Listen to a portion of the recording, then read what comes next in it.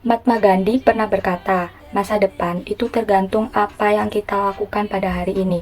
Masa depan membutuhkan sebuah planning atau perencanaan untuk keberlangsungan rantai kehidupan. Berhubung kita bersama dalam proses pembelajaran, semoga Allah Subhanahu wa Ta'ala melimpahkan rahmat dan hidayahnya kepada kita semua ya. Halo, di video pembelajaran manajemen pendidikan Islam, saya, Vima Caturnandita, mengupas secara detail mengenai histori perencanaan pendidikan. Simak videonya ya.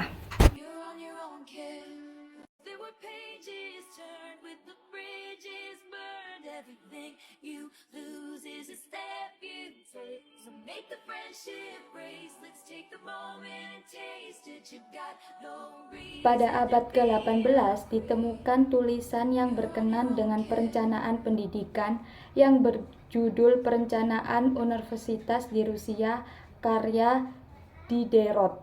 Selanjutnya, pada abad ke-19 sudah terdapat beberapa perencanaan pembangunan sekolah dan perencanaan pendidikan.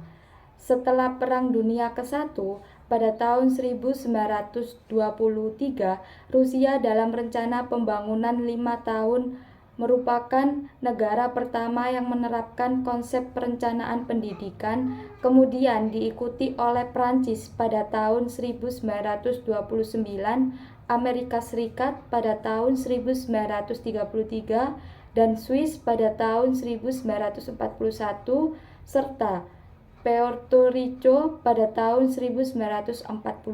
Sesudah Perang Kedua, muncul pergolakan sosial dan ledakan penduduk. Sementara itu, sumber daya semakin mahal dan langka. Akibatnya, beberapa negara Eropa memandang bahwa perencanaan pendidikan itu sangatlah penting, mengingat keterbatasan sumber daya manusianya. Sejak saat itu, Inggris pada tahun 1944 melakukan wajib belajar di 146 daerah. Para pejabat daerahnya diminta untuk menyiapkan perencanaan pendidikan. Tidak hanya berhenti di situ, pada tahun 1951, Perancis membentuk Komisi Perencanaan Pembangunan Sekolah, Universitas, Ilmu Pengetahuan, dan Seni. Sejak tahun 1950, beberapa negara yang baru mendapatkan kemerdekaan mulai menerapkan rencana pendidikan sebagai instrumen peningkatan pendidikan.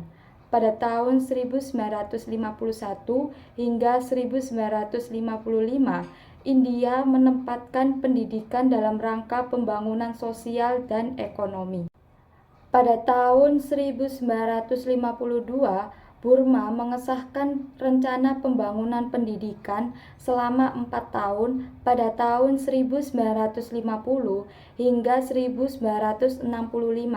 Dilaksanakan berbagai seminar, lokasi karya, dan konferensi pendidikan, baik tingkat lokal, regional, maupun internasional. Di Afrika pada tahun 1961 diadakan konferensi Addis Ababa menghasilkan garis besar rencana pembangunan pendidikan di Afrika. Pada tahun 1962 dilakukan konferensi di Paris yang merekomendasikan agar setiap negara Afrika dibentuk badan-badan unit kerja perencanaan pendidikan.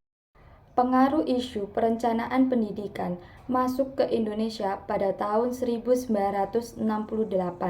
Hasil dari proyek penilaian nasional pendidikan telah menarik perhatian UNESCO yang bersedia membantu Indonesia untuk mengembangkan perencanaan pendidikan. Nah, teman-teman, sekarang udah pada tahu kan gimana proses perjalanan dari Rusia hingga ke Indonesia, dan akhirnya kita semua bisa merasakan bangku sekolah tanpa melihat suku, ras, agama, dan budaya. Dan tentunya untuk kalimat penutup di sini, aku ada pantun nih buat kalian semua biar rajin belajar ya. Langit cerah terbit fajar, pohon rindang rapi berjajar, rajin sekolah, rajin belajar, cita-cita terkejar. Amin.